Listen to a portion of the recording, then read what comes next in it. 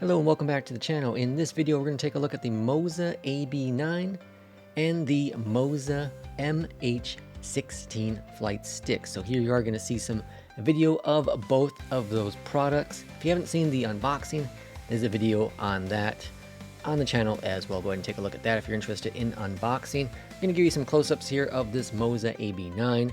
Now in this video I'm going to give you my impressions of both of the hardware and then the software side of things with the Moza flight control panel, whatever that's called. Now this isn't a review video, this is my impressions and my initial thoughts of this unit. So go ahead and stay tuned for all of my content here.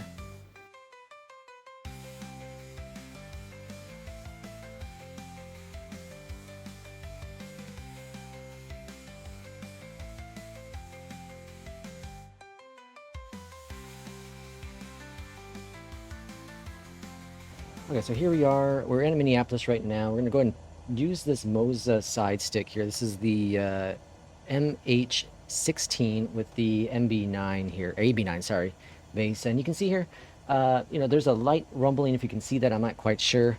But so disregard, on the screen here, this is Sim Update 4, so there are some issues with that.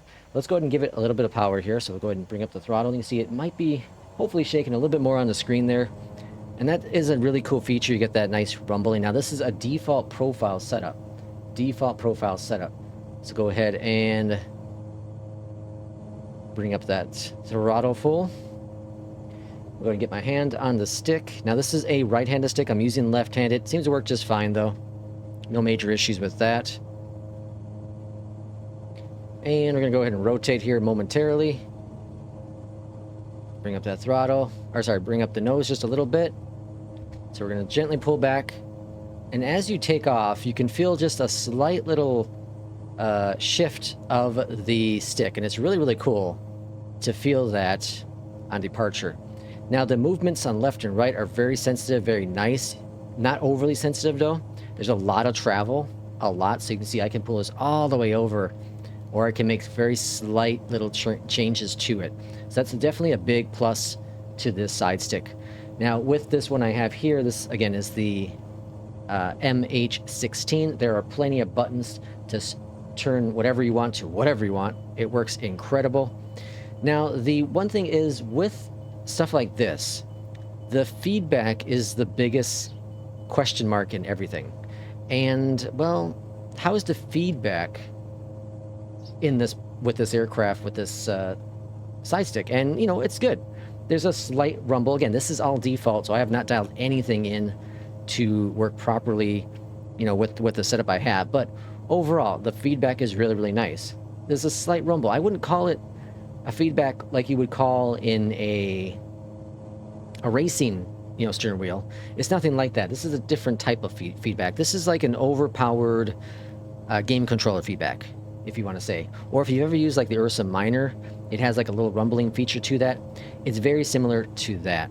So let's go ahead and try to land this bird. Now the wind's going to be a crosswind landing, and I think this would be a good test to see how things go with the landing.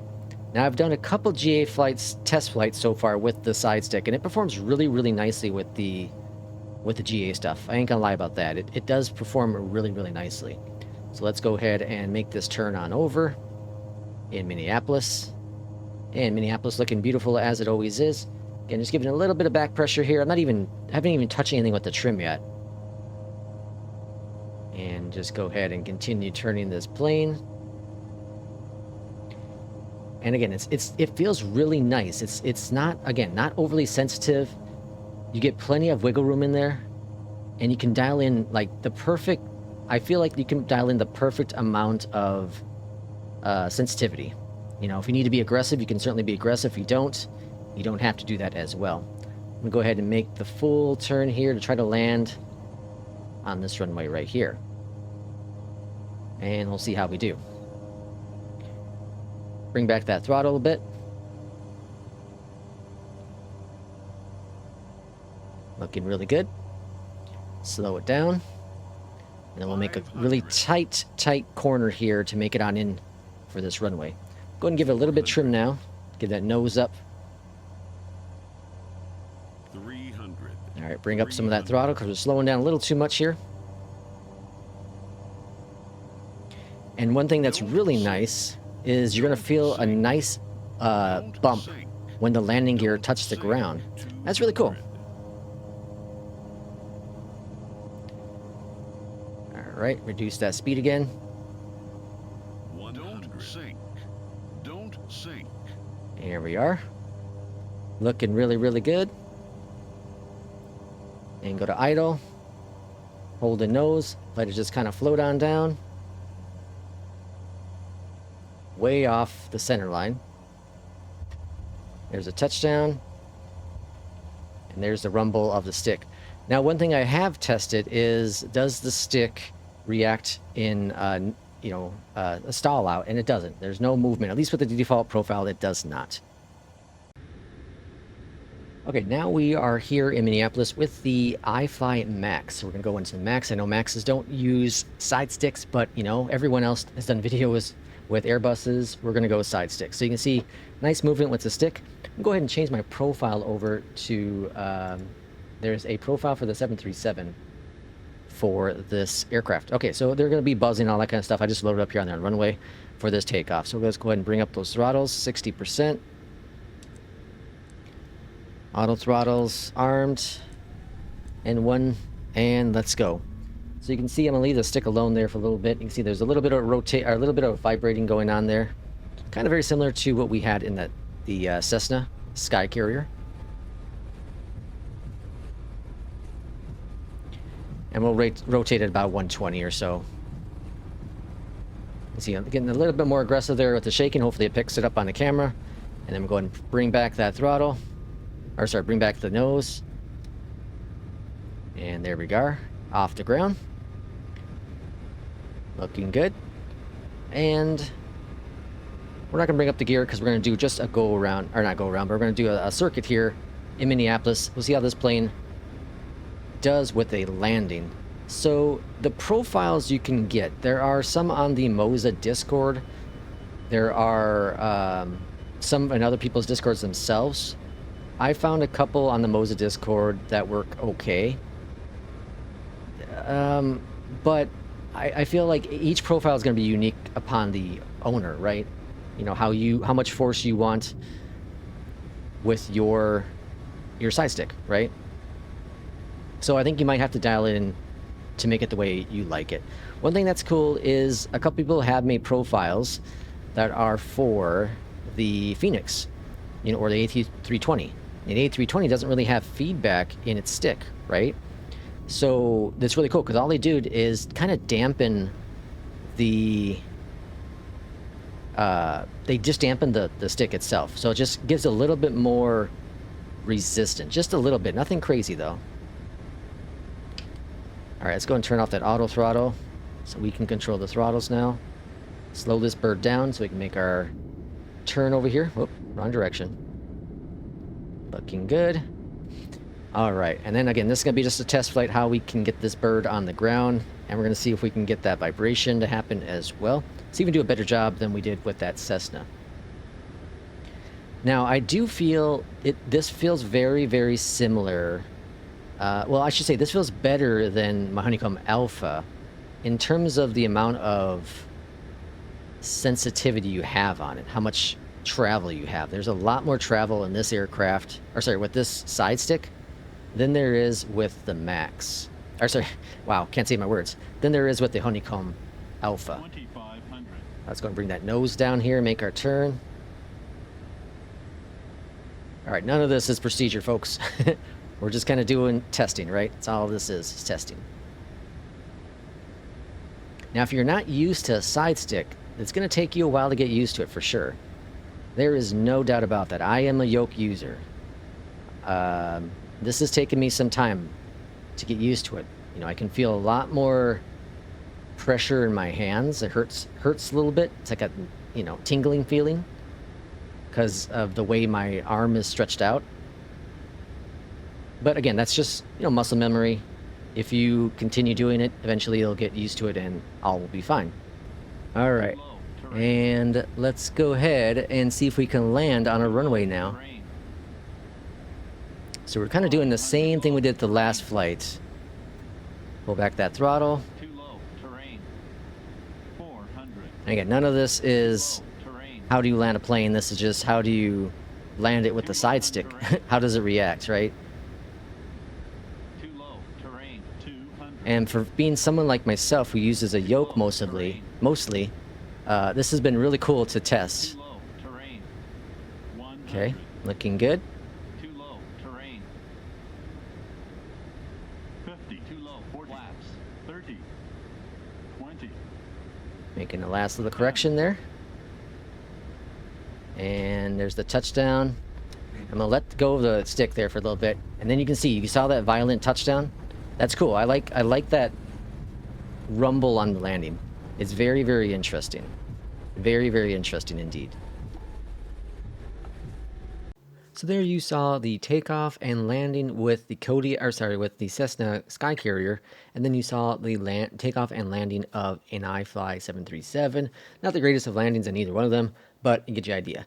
What you're going to see now is a live stream I did with the Moza AB9. This is my very first flight I did with the AB9 and the MH16. Now, again, first time ever doing it in the Boeing 777, the PMG version.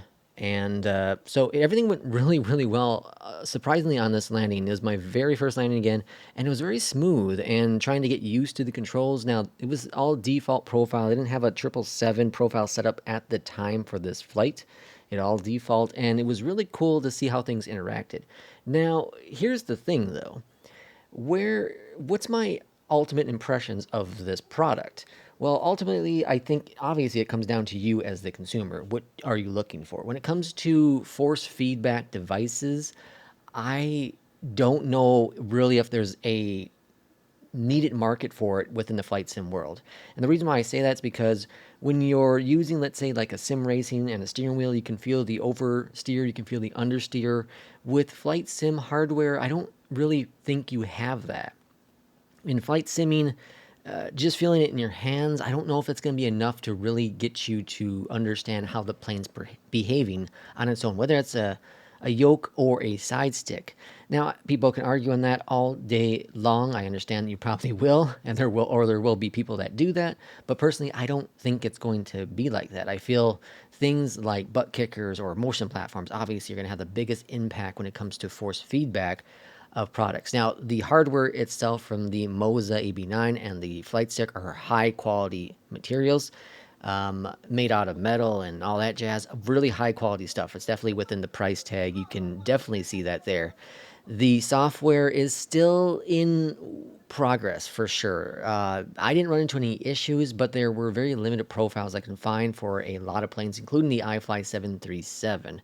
And that was quite surprising personally, because there are a ton of profiles for, let's say, the yoke out there, but people haven't done it for, planes that really don't have a side stick. And I understand that in terms of realism aspect, but it's also really surprising that I didn't find any. Now, these are directly from the Moza web Discord, so there could be other ones available out there, just I didn't see them in the Discord itself.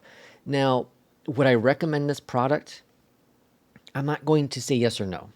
Again, this is all going to be based on you, the consumer, and what you're looking for. If you're looking for a side stick that is really high quality, this delivers. If you're looking at, a lot of customizable features, this is a product that delivers. If you're looking for a product that is in development still, this is definitely it. Now, there is going to be an AB6 coming out at some point that is going to be supposedly cheaper. We'll see how all that works out as time goes on. Maybe you're going to wait for that. It's going to be less force feedback as well in that, so keep that in mind, and probably obviously it's going to be cheaper because of that. Now, one of the issues I ran into, and I'm going to be very blunt about this, I returned the product. I didn't have it for over 24 hours, honestly. And the reason why I returned it is because there is a issue with Beyond ATC traffic and the Moza software. And the issue is the fact that Beyond ATC sends a lot of connections via SimConnect because of all the AI traffic. And that causes the sim to stutter. So when you pan left and right, up and down, you're going to see that massive stutters. And I get that really, really severely during both of my live streams. very severe the stutters within the aircraft itself or within the sim itself, and that was a deal breaker for me. I use Beyond ATC traffic all the time. I can't go without it, and to have to either lose force feedback because you need the Moza software to run the force feedback, to either lose force feedback or traffic, those were a no-go. If I spend $700 on a product and I can't get the force feedback, I can go with another product that would be cheaper and similar high quality performance, right? Now, the device is very heavy, device is very strong. If you don't use Beyond ATC traffic, I'm sure you're just fine with the Moza side stick. Do I recommend it? Again, it's up to you as a consumer if you feel it's the best thing for you. I think it handles extremely well left and right-handed. In this flight here, it was a right-handed, and then I switched over to the left-handed for the other flights. It performs extremely well. The sensitivity, the amount of pressure you can put on it is very, very cool, and the amount that you can adjust it and sensitivities are very, very cool.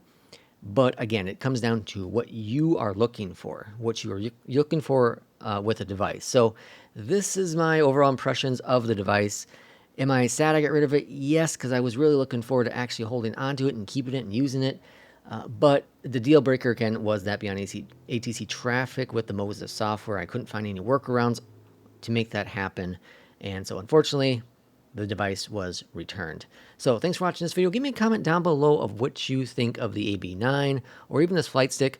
What do you think about force feedback? I'm very interested in everyone's thoughts on that as well. So we'll see you for the next one. Take care.